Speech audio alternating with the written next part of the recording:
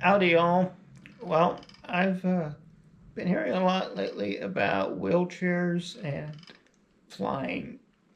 So that is something I wanted to weigh in on and see if it's something that might be a good idea or not. So, welcome to the Quad Life.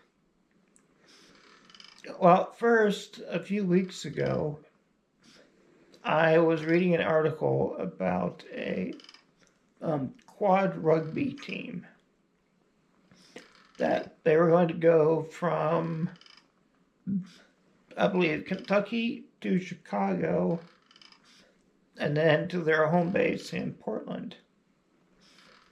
Well, United Airlines was told beforehand that they had like 20 people that were using wheelchairs and that they would need extra help to get in the airplane. Well, unfortunately, someone didn't get the memo or something, and there was only one person to help all these people. So one of the team's helpers ended up doing a lot more than he had planned, and they ended up having to like get on and off the plane. I think 6 times in total. Ended up that they were supposed to leave at about 6 p.m. And at 1 a.m., they finally decided the plane was not going to leave. And that's when a lot of people got stuck in the airport and they didn't have accessible rides to area hotels. And some people, because of being in their chairs for so long, did not have all they needed for, say, bathroom needs. Had problems with that, and some people found other ways to get, or other airlines to use to get home.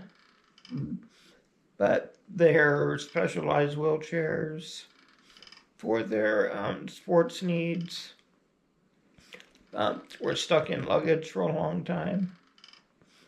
So that was one story that did not go well for wheelchair users. And another one I recently watched was about a lady who was another quadriplegic that uses a vent and pacemaker like me.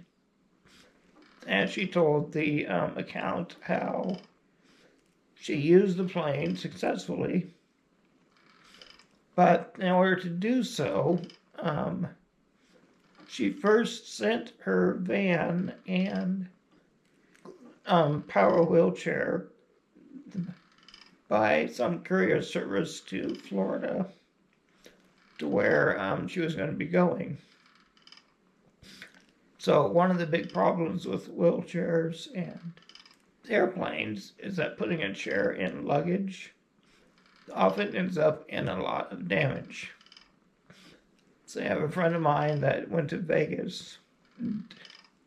When he got his chair to pick up, it was laying on its side in the luggage thing and was damaged.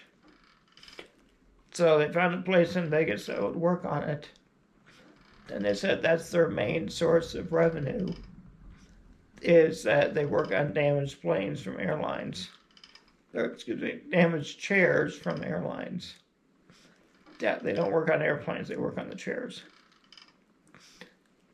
So this gal, everything went well, but as I said, she had to ship her vehicle and chair, which she said was quite pricey.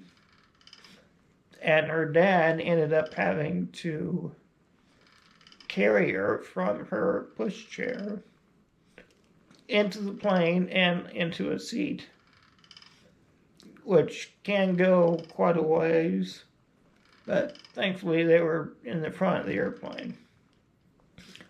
So these are some of the current situations.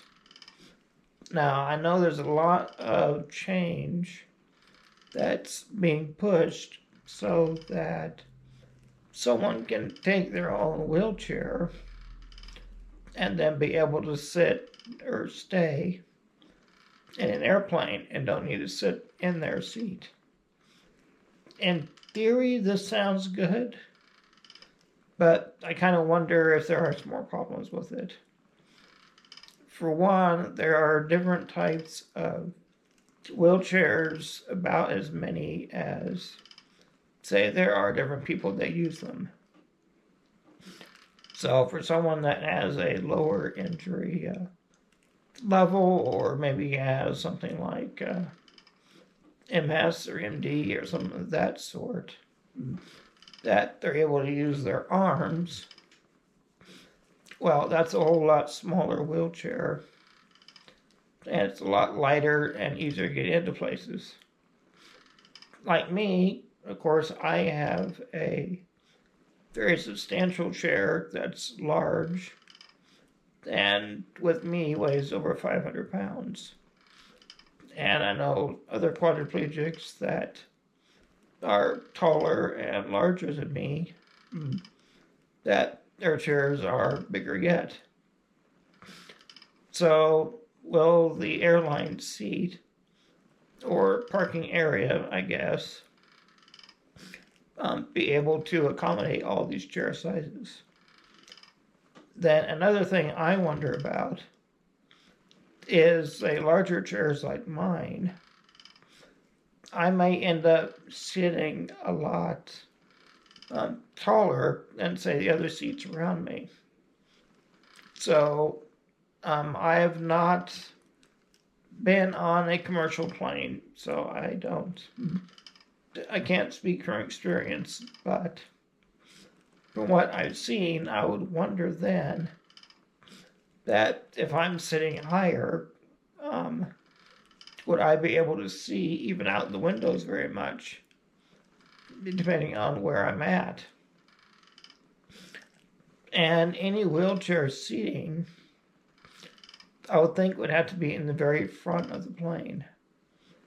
From what I've seen, the aisles of planes are pretty skinny, so trying to get a wheelchair halfway down the plane, I don't think that would work very well unless you could squish it.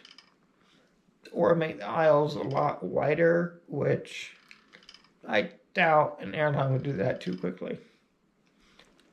So you're going to be sitting in the very front and may not be able to see out the windows very much. And if you don't have a seat in front of you, what is there for entertainment? I mean, can you see a screen to watch a movie or something? So I'm starting to wonder, all right, here you're going to be sitting in your chair in an airplane for possibly, let's say, 14 hours if you're going to like Australia or something like that. And all you can do is sit there. Can't see out the windows, you can't see a screen. Like me, you can't do a iPad or something that requires your hands. For me, that would be a long, boring flight. I might get a good nap in, but that'd be about it. And then I also wonder about safety. So, again, with regular airline seats, they say your seat cushion can be used as a flotation device, supposedly. Well, my Rojo cushion here, I doubt it floats very well, especially if it's attached to my chair. Now, I know in the case of emergency, airplanes of any size are supposed to be able to empty within like 90 seconds. Now, someone like me that's in even a regular airline seat, I know whoever's with me would have to get me out. If I'm in my regular chair and we're in a situation that, say, we're on our side, or recently, like, plane in Toronto was upside down, I think that's going to be an issue already. That my chair, even if it's really strapped in, if the plane is upside down, I don't think I can be hanging upside down too well.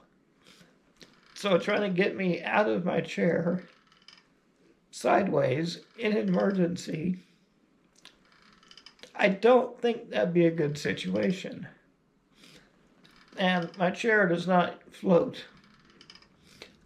So again, I'm sure, or at least I hope, these are situations that are being considered when looking at getting in a wheelchair in an airplane.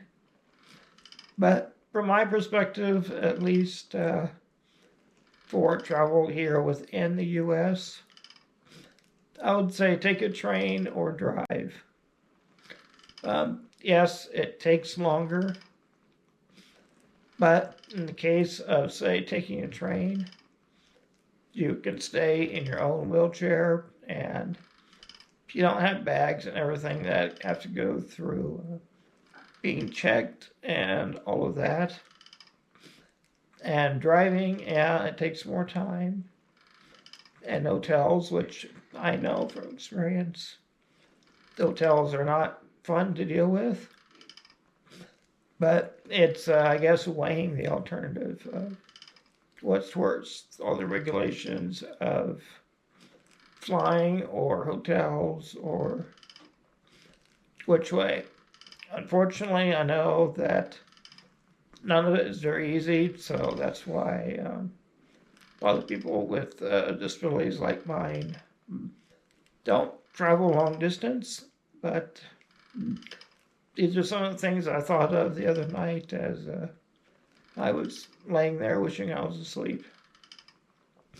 But let me know your thoughts down below. And hey, what did I miss, or what did I bring up that you maybe thought of? And even if you're still listening at this point, please let me know. Because a lot of people don't, from what I've seen. So, thank you for watching, and bye for now.